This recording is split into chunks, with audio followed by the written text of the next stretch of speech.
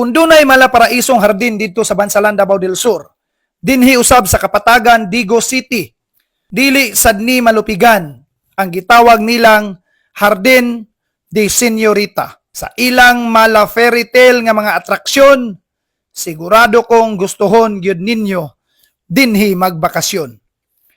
Gikan sa karwahe ni Cinderella, mga balay sa mga seven dwarfs ni Snow White, ug naa pagi windmill, ug uban pa nga maka-heart-heart gyud sa inyong mga mata kung makaabot mo dinhing dapita. Naapay ilang mga talamnon nga puwertig yung ninduta nga sa mga plantito o plantita makabusog yun sa ilang mga mata. O di ba nindot kay tamubalak no?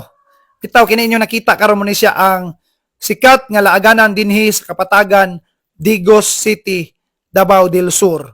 Ang Hardin de Señorita sa imong entrance fee nga 110 pesos, makita na ka sa mga nindot nga talan-awon dinhi dapita. Unya dayon makasaka na po ka sa ilang gitawag nga Purple Hill. Kini nyo nakita karon usa ni siya kabuntod nga ang mga tanom puro gyud color violet. Unya dayon nindot sa kayo ang ilang mga decoration dinhi kay nay Eiffel Tower nga pwede po ninyong selfie-selfiehan. O di ba? So unsa pa inyong gihulat? Uban na ang inyong mga minahal sa kinabuhi, barkada ug uban pa og bisitaha ang Hardin de Señorita dinhi sa Kapatagan, Digos City, Davao del Sur. Alright? So doon ra po di siya sa Bansalan. Kaya sumpay-sumpay raman ang dalan diri sa Kapatagan, Digos, kini padulong sa Kapatagan, dayon Bansalan, dayon Gawas. So muna ang dalan padulong ka dito sa gitawag nilang Purple Hill. Alright? Saka ka diya og naapo dayon sila yung mga beauty og makita na dayon nimo ang kanindot sa talan-awon dinhing dapita. O di ba? Sumura ra gyapon kag nakalaag-laag pinaagi sa paglantaw sa atong video. Nang kung bag-o pa ka sa Clyde Vlog, palihog og follow sa atong page para taliwala lagi sa imong kabisi, sa imong trabaho ug uban pa, mura ra gyapon kag nakalaag-laag pinaagi sa paglantaw sa atong mga video.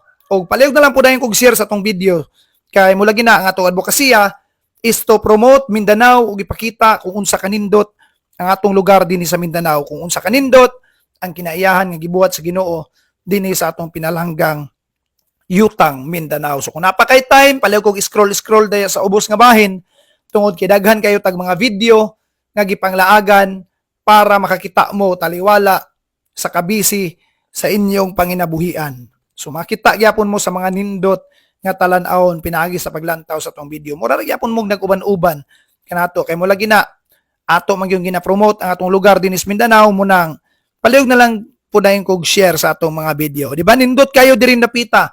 Mag-selfie mo pag uban gyud og mga amigo nimo or mga higala nimo nga maayo mo picture kay grabe gid kanindot diring dapita. Daghan kayo kag kuano si tawag ana pang profile pic, pang MyD ug uban pa.